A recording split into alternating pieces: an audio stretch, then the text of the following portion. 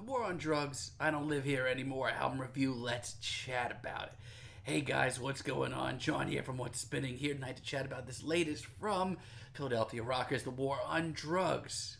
And for the last few years, they've become pretty much larger than life as far as indie goes. Pretty much overnight, even if I was never that keen on their debut, Wagon Wheel Blues. I did enjoy the subtle nods to Americana. It also did have this very dreamy, almost psychedelic film over it. However, I kind of felt like they didn't push the sound far enough. However, since then, I think that they've done just that. With their Slave ambient album, they began to craft their own unique sound. They blended shoegaze and Heartland rock and even more. And by the time Lost in the Dream and A Deeper Understanding came around, they had this sound down to a T and had become absolute indie darlings for good reason as well. To me, overnight, The War on Drugs became larger than life, also an absolute live mainstay for this generation. Now, I have to be honest with you, I wasn't that excited for this album leading up to it. I thought one of the biggest singles leading up to this album was one of the worst rock singles that I've heard all year. We'll get to that in a few. And just, I don't know, I wasn't really hyped for this album. But I will say this, listening to this album, it's a very nice surprise for me. Truthfully, I can't say no to Harmonia's Dream. It's just so upbeat and blissful and full of heart. And you know what? I can't say no to this from The War on Drugs. This is their sound to a T, and it's done great here. But I will say this, a lot of this album, including this track, has a sort of retro tinge to it. Big 80s synths, which you know I cannot say no to. As well as that, I'd argue that their music hasn't sounded this vast and cinematic in quite some time. It's all so likable, and throw in these big hooks and big synths, and you got a recipe for an awesome track. Not only that, but I feel like the folky section of this track that we get later on in it is much more compelling than anything on Living Proof.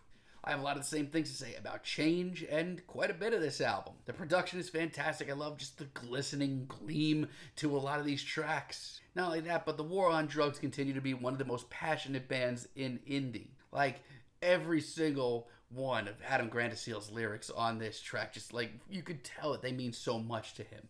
It's hazy and it's hypnotic, but it also has a little oomph to it. I mean, when that guitar picks up during the chorus, that's a vibe, man. And it's really well written, too. This is all around very good. I Don't Want to Wait, on the other hand, is a little bit on the slower side, which truthfully worried me.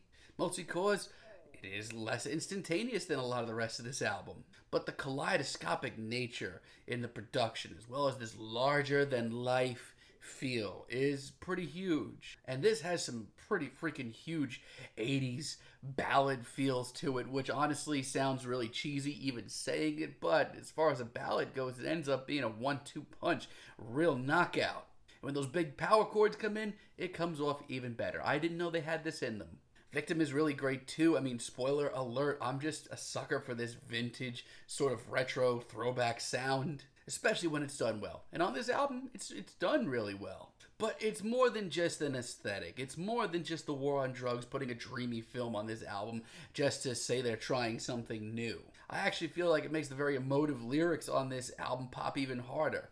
It's just something I didn't expect, and it's something that I'm happy to see came out nicely. And some of the later production tricks are just a nice touch. Now, there are some reservations that I still do have with The War on Drugs at the end of the day.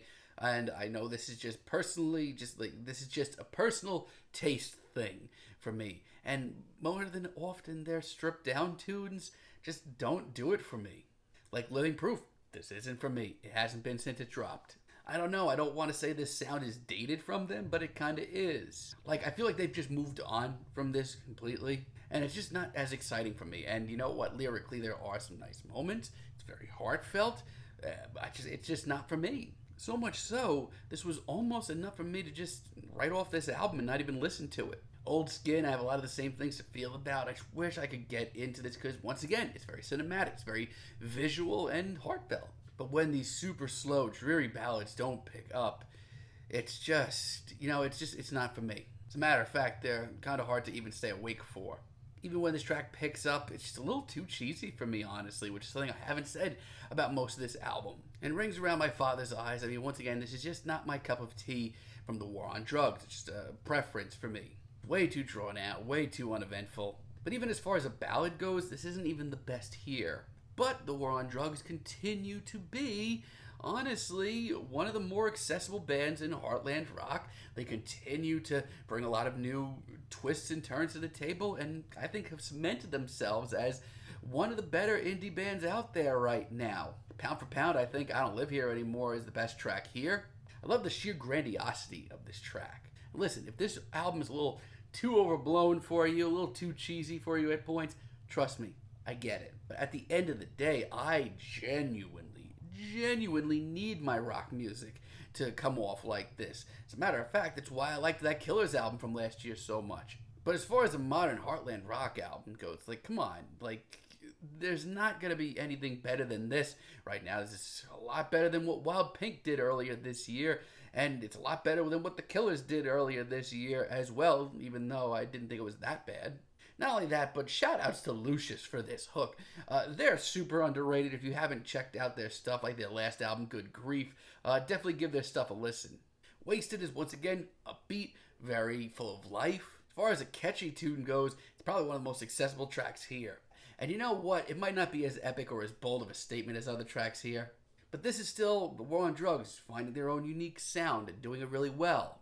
Not only that, but it reminds me of something from their Lost in the Dream days. And while not as epic or as over the top or as triumphant as I figured it would be, Occasional Rain is a very solid finale. This just kind of sums up a lot of the sounds that we've heard on this album, a lot of the themes as well.